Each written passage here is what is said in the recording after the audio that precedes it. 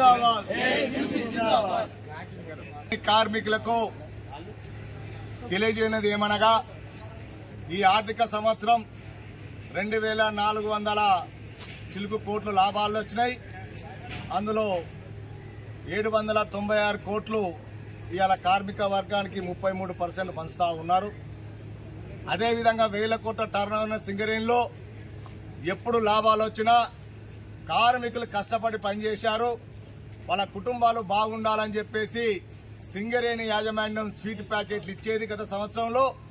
ఈసారి దసరా కట మరి మేకల కోసి భోజనాలు పెడతాం, అందరు వచ్చి తినాలంటే పండుగ పూట ఇల్లు ఇడిచిపెట్టి భార్య పిల్లలు ఇడిచిపెట్టి ఇవాళ నువ్వు పెట్టే భోజనాల కాడికి రావాలా.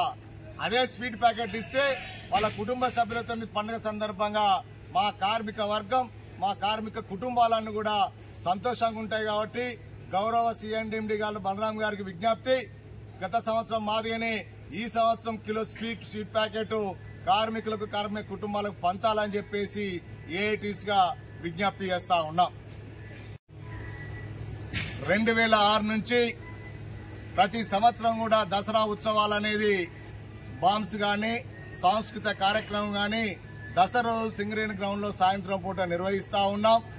అదేవిధంగా కూడా ఈ సంవత్సరం కూడా 12 తారీఖు నాడు దసరా సంబరాలనేది సప్త వ్యసనాల దిష్టి బొమ్మను దహనం చేస్తా ఉన్నాం.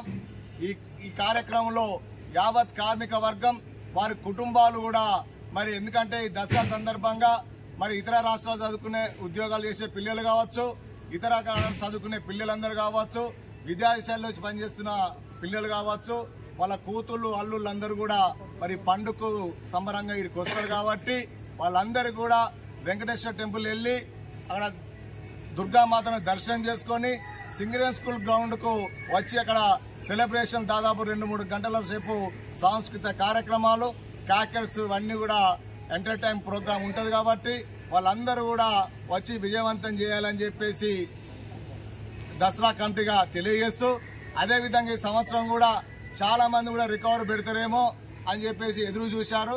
ఎవరు రికవరీ లేకుండానే స్వచ్ఛందంగా ఉత్సవ కమిటీ చేస్తా ఉన్నది. కార్మికులందరూ కూడా గమనించి ఇది మన పండుగ, మన సింగరేణి సంస్థ చేస్తున్న పండుగగా కార్మిక కుటుంబాలందరూ వచ్చి ఆ దుర్గామాత ఆశీస్సులు పొందాలని చెప్పేసి విజ్ఞప్తి చేస్తా ఉన్నాం.